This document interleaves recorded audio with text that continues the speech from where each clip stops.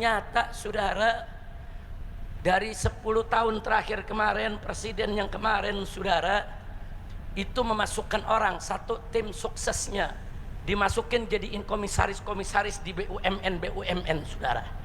Tim suksesnya, tim surveinya saudara, nggak sampai di situ, buzzernya saudara. Jadi jangan kaget, ini di jajaran BUMN saudara, ada didudukan di sini, di situ mantan koruptor, ada buzzer, ada influencer saudara, ada artis, ada pelawak, semua dibagi-bagi, semua dibagi-bagi saudara. Oh ini berjasa, ikut kampanye, kasih kau jadi komisaris di sana. Oh ini bagus, ini tim survei, ikut menangkan kita, angkat jadi komisaris di sana. Jadi komisaris saudara, hanya orang-orang yang berjasa dalam tim sukses presiden. Dulu zaman Soeharto nggak begitu. Kalau ada orang mau jadi komisaris, ada fit and proper test. Silakan tanya bapak-bapak kita saudara, yang pernah jadi pemimpin di zaman dulu saudara. Dites dulu, dilihat dulu kemampuannya. Oh mau jadi komisaris di Pertamina, tanya, dia ngerti gak soal perminyakan? Dia ngerti gak soal Pertamina? Dia paham gak bagaimana itu pengelolaannya? Nggak paham, nggak lulus saudara. Ini sekarang sampai penghina agama, penghina ulama saudara. Yang kemarin enak-enakan hina agama, hina ulama, jadi komisaris. Apa? Pantes aja BUMN bangkrut semua. Dan nggak main-main, mereka jadi komisaris saudara. Kadang-kadang kerjanya cuma setahun sekali datang, gaji per bulan ratusan juta, bahkan miliaran.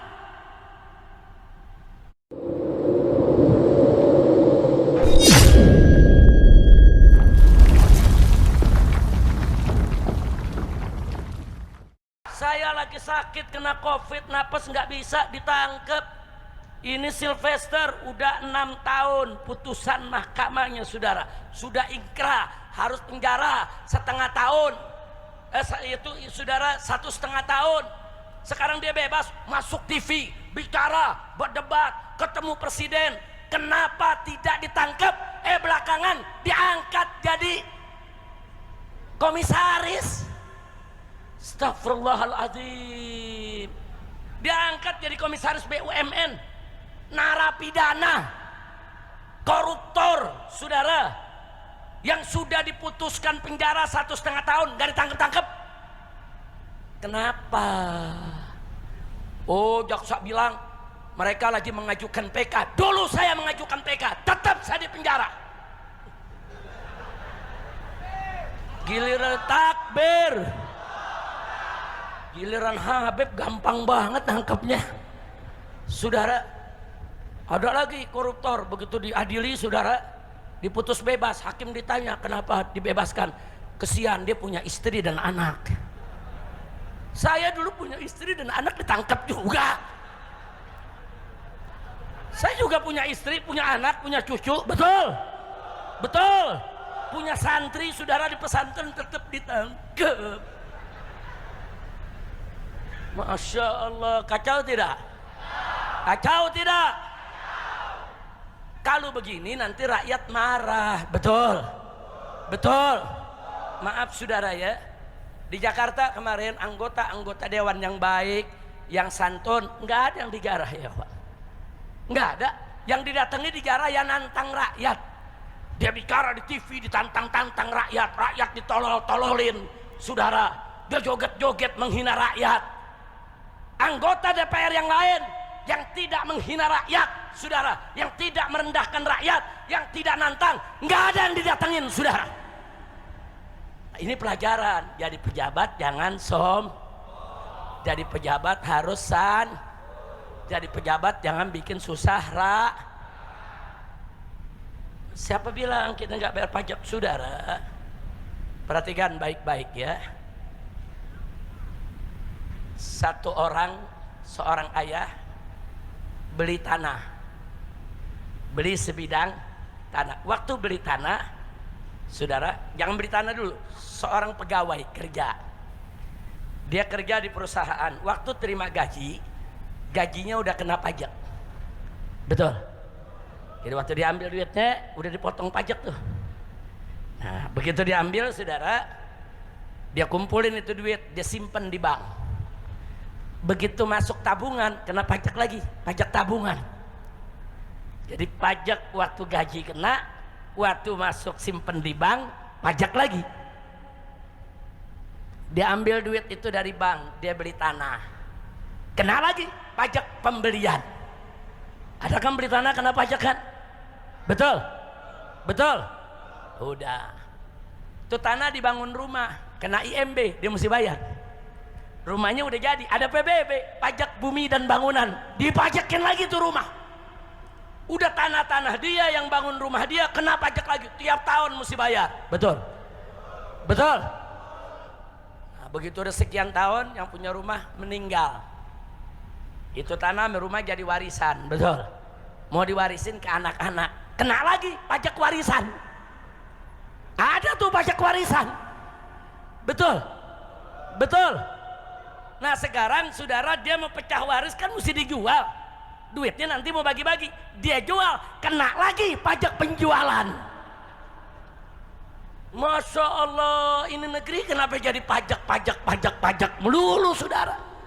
Semua kena pajak, nggak ada pajak. Yang belum kena pajak sekarang cuman buang angin, nah itu belum ada pajaknya. Kalau ada pajaknya hati-hati aja saudara. Saya mau tanya sekarang, kacau tidak? Kacau tidak? Nah makanya kemarin di Jakarta saudara, saya udah protes keras. Kita udah sampaikan ke Bapak Presiden, kita sampaikan saudara ke pimpinan DPR, kita sampaikan semua pejabat, kita sampaikan bahwa ciri negara bangkrut kalau dia bergantung kepada pajak. 82,4% saudara APBN Indonesia ini, pendapatan Indonesia itu 82,4% dari pajak saudara. Nah lalu dari tambang mana? Kan negeri kita ada emas, ada batu bara, ada nikel, ada timah saudara, ada boksit, ada aspal. Kemana? Kok 82,4% dari pajak? Dikit-dikit pajak saudara. Ada apa? Kita lihat mundur, kita teliti saudara, kita lakukan evaluasi.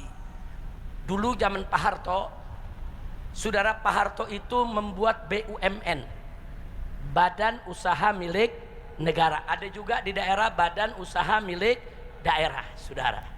Ini BUMN yang didirikan oleh Pak Harto ratusan jumlahnya saudara. Ada yang ngurus penerbangan, ada yang ngurus pelayaran, ada yang ngurus perkebunan, ada yang ngurus pertambangan, ada yang ngurus perminyakan saudara, ada yang ngurus pendidikan, kesehatan. BUMN dibuat oleh Pak Harto. Untuk apa? Supaya BUMN ini kerja semuanya, cari duit yang banyak. Untuk apa? Untuk membiayai negara. Jadi duit dari situ buat bangun klinik, buat bangun rumah sakit, buat bangun jalan di desa-desa, buat bangun listrik masuk ke daerah-daerah pelosok saudara. Enggak sampai di situ, buat gaji pejabat, pegawai pemerintah, sipil, TNI, Polri, semua dari sana. Sehingga zaman Pak Harto pajak rendah. Bukan gak ada pajak, ada pajak dulu disebut IREDA, IPEDA, murah saudara. Murah, orang miskin juga bisa bayar. Kenapa? Karena saat itu negara tidak bergantung kepada pajak saudara. Nah pertanyaannya, kenapa sekarang kok jadi bergantung kepada pajak? Ternyata BUMN, ratusan BUMN yang dulu dibangun oleh Pak Harto, sekarang hampir semua bangkrut. Semua bangkrut saudara. Bangkrutnya, korupsinya nggak tanggung-tanggung, triliunan saudara. Yang korupsi 1 triliun, 33 triliun, 700 triliun saudara, triliun. Saya mau tanya masyarakat Berau, pernah lihat duit triliunan? Jujur, pernah gak? Pernah gak? Ibu-ibu pernah bu? Bu lihat duit triliunan pernah bu? Semua pernah belum? Kesian.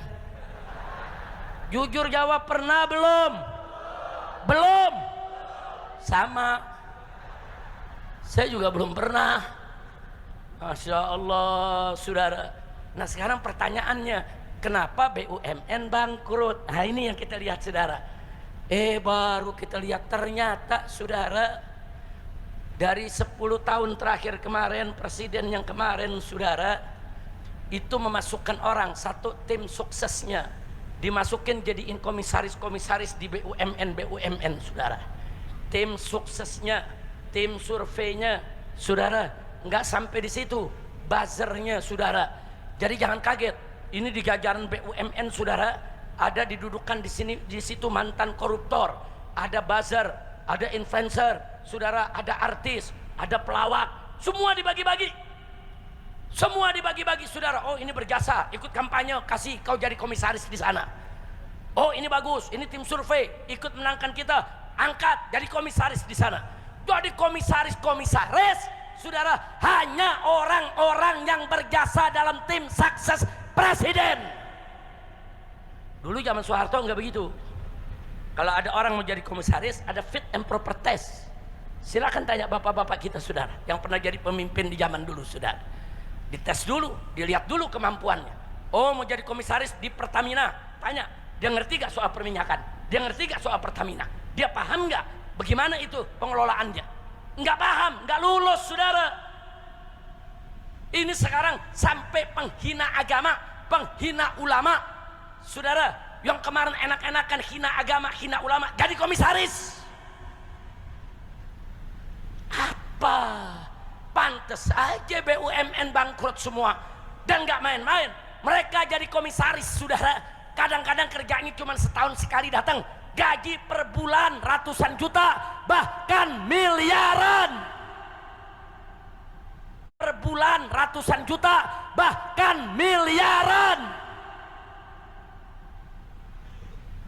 Dulu mantan gubernur Jakarta yang kami lawan habis-habisan sampai jatuh, masuk penjara 2 tahun karena penistaan agama. Begitu keluar diangkat jadi komisaris Pertamina saudara.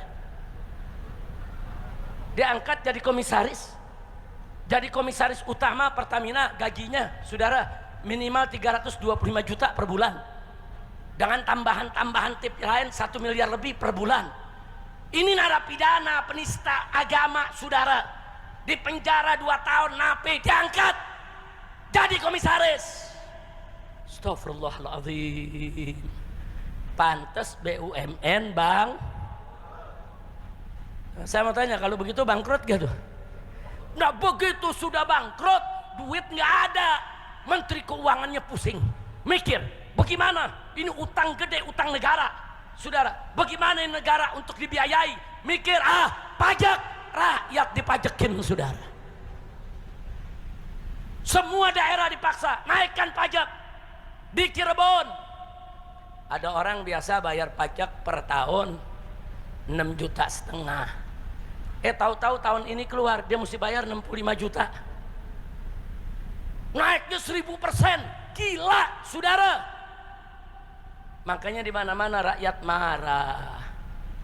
Nggak boleh dong begitu, cekek rakyat lagi. Makanya kemarin saudara, dari 2 minggu yang lalu saya protes keras, saya bilang ini menteri mesti diberhentiin. Nggak bisa, ini menteri bikin susah rakyat, yang dipikirin cuma pajak aja saudara, nggak bisa. Nah begitu juga saya minta jenderal-jenderal yang terlibat di KM 50 tolong dicopot saudara. 1 baru dicopot kemarin saudara. Kemarin ada 1 menteri yang diberhentikan saudara, itu terlibat dalam KM 50. Nah saya sudah sampaikan ke Bapak Presiden saudara, orang-orang yang terlibat KM 50, orang-orang yang menjadi gengnya Jokowi dulu, jangan dipakai lagi. Pakai orang-orang baru yang profesional, yang pintar, yang rapi. Saya dukung Bapak Presiden, saya akan bela Bapak Presiden kalau Bapak Presiden membersihkan kabinetnya dari orang-orang yang terlibat pelanggaran HAM, terlibat korupsi, terlibat judi, dan terlibat segala macam kejahatan. Yang terlibat judi kemarin udah diberhentiin juga ya kawan. Alhamdulillah, yang terlibat judi udah diberhentiin. Yang terlibat daripada pajak bikin susah rakyat udah diberhentiin.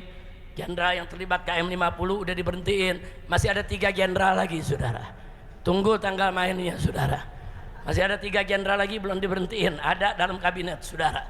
Nah jadi sekali lagi saya udah sampaikan ke Bapak Presiden, nggak ada ulama, nggak ada habaib yang benci sama Presiden, enggak. Kita semua cinta sama negara, semua kita cinta kepada Presiden. Tapi kita pengen negara ini diatur dengan baik. Ini Indonesia negara besar, 275 juta rakyat penduduknya saudara. Ngatur negara dengan 275 juta penduduk ini, saudara harus betul-betul ngatur. Ini bukan warung kopi, ini bukan toko beras, ini negara, saudara.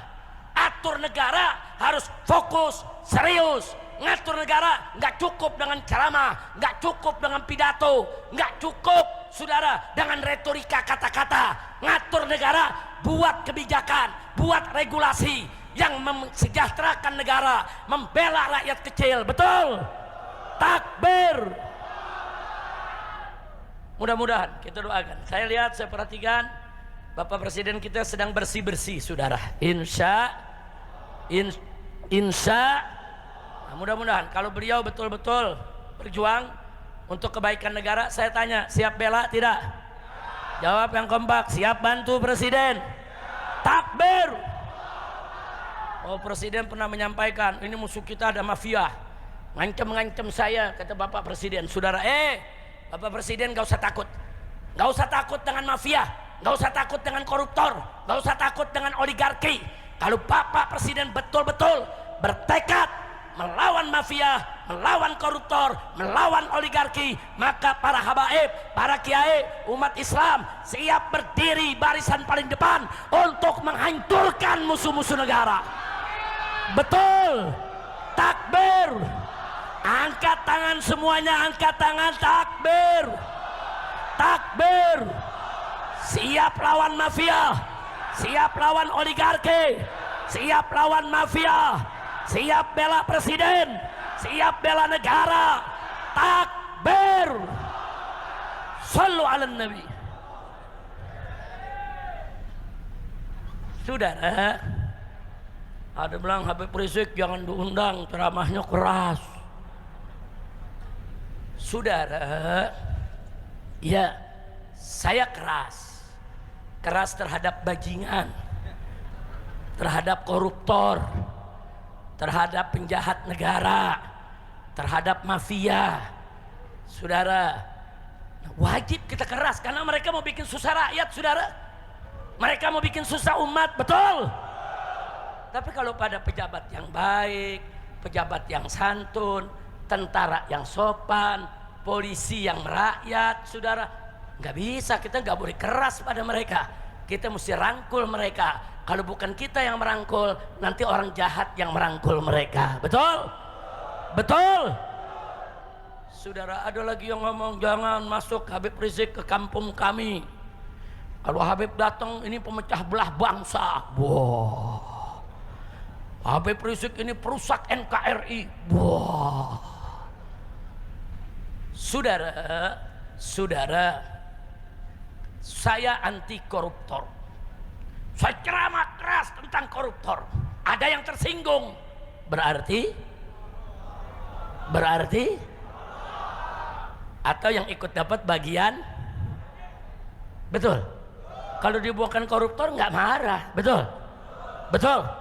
Saya ceramah keras tentang judi, hancurkan judi, ada yang marah. Berarti tukang judi, jangan-jangan bandar. Betul? Saya ceramah keras, saudara, tentang narkoba, minuman keras, ada yang marah. Habib Rizik keras, berarti tukang narkoba, pemabokan. Betul? Betul? Saya mau tanya, betul tidak? Kalau saya ganyang koruptor, saudara, orang nggak marah, ya karena dia bukan koruptor, malah dia semangat. Betul? Betul? Jadi ada orang menolak kehadiran saya di beberapa daerah, cuman takut, saudara, kalau nanti saya masuk, akhirnya judi dilawan masyarakat, narkoba dilawan, saudara, semua maksiat yang enak-enak bagi dia ditutup. Ini ketakutan ini, loh, Habib Rizik keras, nggak boleh masuk kampung kami. Kacau tidak?